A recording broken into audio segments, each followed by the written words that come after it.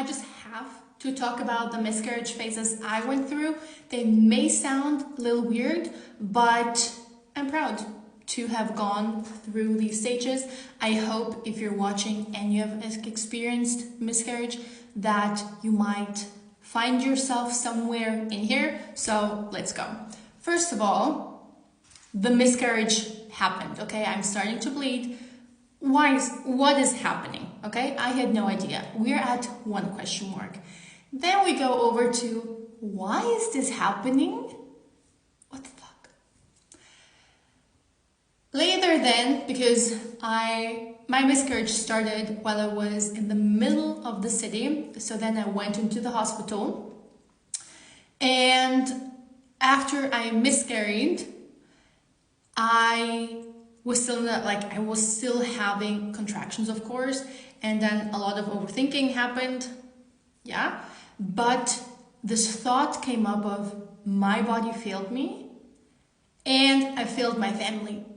For example, my father has been very sick. He also passed away last year, but at that time we thought that he would pass away much earlier because I had my miscarriage back in 2021, and I told him 2 days before I miscarried that I am pregnant. I'm like, holy shit, your dad was a grandfather for 2 days and will never be. I failed my partner, I failed myself. Going over to I won't be able to birth healthy children ever, I started really going into all of these worst case scenarios, but it is also completely normal to think this way. And being absolutely honest, after my miscarriage, I got pregnant 2 months later, and I birthed a healthy boy. But during that pregnancy, I was still very, very afraid and was having anxiety that I won't be able to birth a healthy child. And I didn't believe any doctor that said otherwise, that my son is healthy in my womb. I just told them, hey, you can tell me as much as you want. I will believe what you say once I have him in my arms. Going over to the next stage, why me? Because at that point, while I was miscarrying, I had no idea that actually 1 in 4 to 5 women who are pregnant miscarry, especially in the first trimester, okay? This question, why me, we're already at 3 question marks, is going through this question was by my side, let's say like that, for a very long time. Then I fell into a very depressive state once I was like, whoa, my belly is empty. And I hardly ate. I didn't brush my teeth. I brushed my teeth every maybe 3 days. I only showered to get myself clean from the blood. But other than that, I did not, my partner had to force me to shower because I wouldn't do it by myself. I also then went into kind of numbing myself because I had responsibilities. I had to go back to work and I could not function.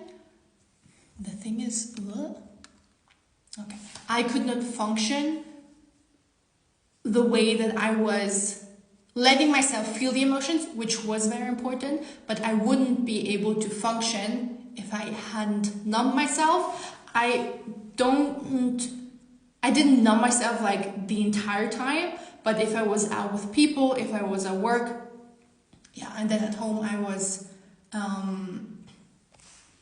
a grieving mess, which is completely understandable. Then for a very long time, I was ashamed of how long it took me to grieve, or especially because my partner, he was, at least with how he was acting, he was over it a week later. And for me, a week later, then the biggest realization came, and I suffered for a very long time, I was grieving for a very long time, and everyone grieves differently. And I've also had people tell me or ask me or like comment on why I'm still sad. Yeah. Then, of course, the overthinking. There's a lot of overthinking going on. I still overthink today, but more in the terms of this overthinking was positive and negative, because it brought me to the point down here that I started to understand why it happened. This didn't just come from one day to the other, but this happened because I asked myself, why is this happening to me? And as a spiritual girly, I questioned everything. And although I was in such a sadness and depressive state, grieving, I giving myself or asking myself, it's not really a logical question, but distracting myself with questioning, it kind of helped, which also then connecting with my spirit baby and talking with my higher self and my helping spirits helped a lot in understanding why it happened, soul contracts, etc. And after that, every time, because as I said, I got pregnant very quickly, whenever someone asked me, is that your first? I said, no, this is my second.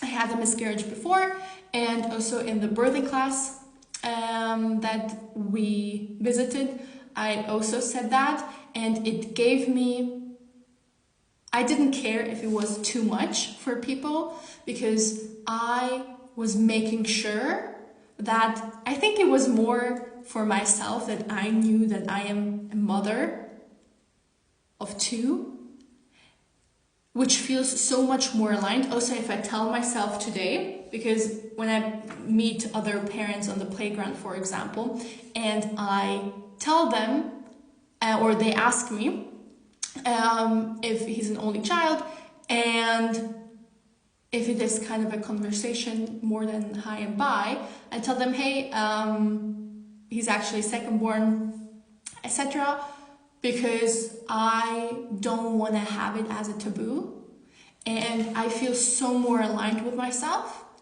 if I also say it out loud and tell myself, hey, you're a mother of two.